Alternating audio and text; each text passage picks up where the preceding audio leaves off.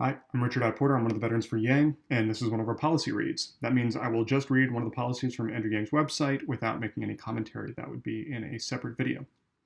This policy is Reverse Boot Camp as of 7 September 2019. Reverse Boot Camp.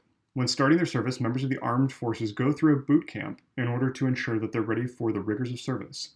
As they end their service, they should go through an equally important training program on elements of civilian life that would not be second nature to someone who has had a regimented routine over the past several years. The reverse boot camp would ensure that all veterans are aware of the general timeline of issues they'll face.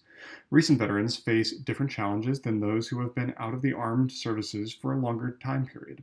For example, immediately after the discharge from the military, veterans often face issues with adjusting to a self-directed schedule and finding a new career, issues which are resolved over time. This reverse boot camp would teach valuable skills required of civilian adults, such as grocery shopping and nutrition, cooking and creating and sticking to a personal schedule without the regimented schedule enforced by the military, financial literacy and training, such as creating and sticking to a personal budget, personal banking, retirement savings, and paying bills. On top of the financial literacy training, there also needs to be laws put in place so that veterans are protected from payday lenders and other predatory businesses. This would involve creating zones around bases where these businesses could not operate, lending institutions specifically for veterans that could provide financial assistance if needed, coupled with more financial literacy training and financial assistance for veterans who are having difficulty paying off predatory loans. It would also ensure that all veterans are aware of the myriad programs available to them, including employment, health, and other support services. Additionally, it would involve a lot of information and training on finding a new career outside of the military, including setting salary expectations for the private sector based on field and qualifications, translating military skills to civilian skills, creating a resume and finding job opportunities, interviewing.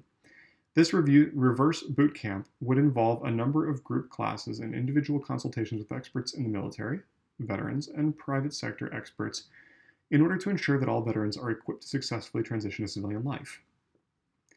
There are many issues unique to the veteran community that we need to address. The transition to civilian life should be smoother, and we need to put more support structures in place. Public misconceptions have led to issues with employment. Homelessness is a perennial problem, and the VA, especially the Veterans Health Administration, can do more to improve the well-being of those who've served. These heroes protect and serve us during their tenure, but they come home to a quick thank you in an economy that isn't set up to help them succeed. We owe them more than a handshake. Problems to be solved.